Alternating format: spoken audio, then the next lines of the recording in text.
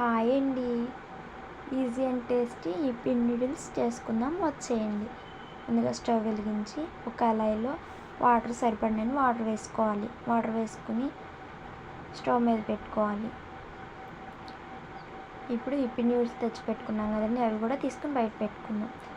ఇప్పి నూడిల్స్తో పాటు మసాలా కూడా ఇస్తారు కదండి, అవి కూడా తెచ్చి పక్కన పెట్టుకుందాం.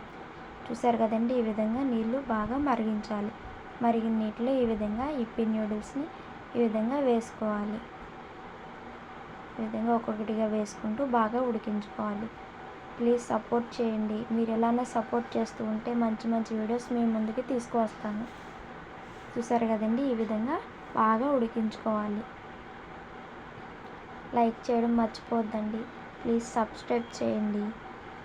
చూసారు కదండి, బాగా ఉడికిన తర్వాత వాటర్ దగ్గరికి పడుతుందనగా మన ఇప్పి మసాలా ఉంది కదండి, ఇప్పి మసాలా కూడా వేసేసుకుందాం. వేసేసుకుని ఈ విధంగా ఒకసారి కలిపేసుకుందాం. బాగా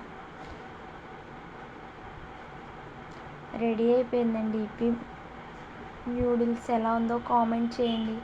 నా వీడియో కనుక మీకు నచ్చినట్టయితే సబ్స్క్రైబ్ చేయండి, లైక్ చేయండి, కామెంట్ చేయండి. Thank you so much all.